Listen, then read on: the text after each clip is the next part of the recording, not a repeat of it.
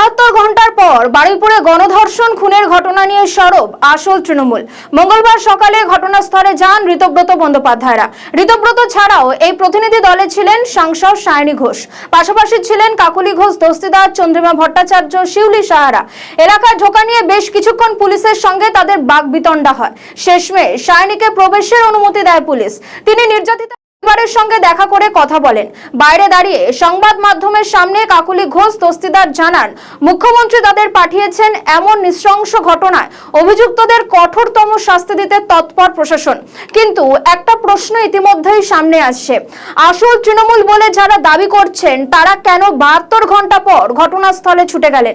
আমরা দেখেছিলাম বারুইপুরের এই ঘটনা নিয়ে রবিবার দিনকে সায়নী ঘোষ তিনি সোশ্যাল মিডিয়ায় রীতিমতো নিন্দা জানিয়েছিলেন।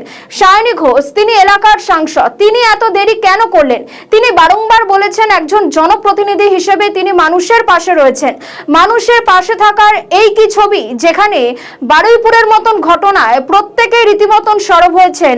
আবারও রাত জাগো আন্দোলনের ডাক উঠেছে। পাশাপাশি আমরা দেখলাম গতকাল মমতা বন্দ্যোপাধ্যায় একেবারে মোমবাতি মিছিল করলেন। সেই জায়গায় সায়নী ঘোষ যারা আসল তৃণমূল বলে দাবি করছেন তারাই কিনা 72 ঘন্টা পর নির্যাতিতার পরিবারের সঙ্গে কথা বললেন। গিয়ে ঠিক কি বলেছেন সায়নী ঘোষ, পাশাপাশি কাকলি ঘোষ দস্তিদার, শোনাবো ব্যাক টু ব্যাক।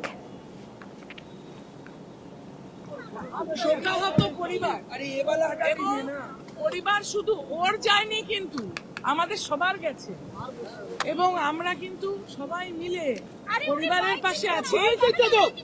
और ये जो रेप होता है ना, ये कुछ ऐसा नहीं होता है, your rape versus my rape नहीं होता।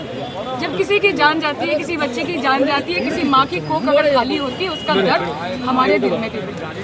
हम उनको यही अपेक्षा है हमारे माननीय मुख्यमंत्री से। ওটা তো বিশেষ পাঠিয়েছে।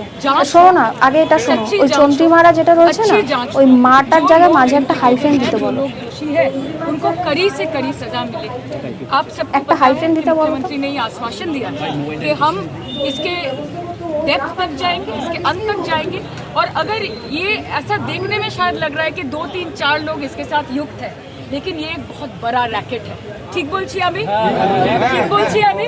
ये एक बहुत बड़ा रैकेट है और इससे हमारे घर की बच्चियों को आगे जाके उनकी सेफ्टी, उनकी सिक्योरिटी, उनकी निरापत्ता, ये हमको निश्चित करना है। अभी नई सरकार आई है, 2 महीने की सरकार है और हम सब चाहते हैं कि देखिए सरकार आएगी, ये कोई पार्टी नहीं चाहता, कोई मुख्य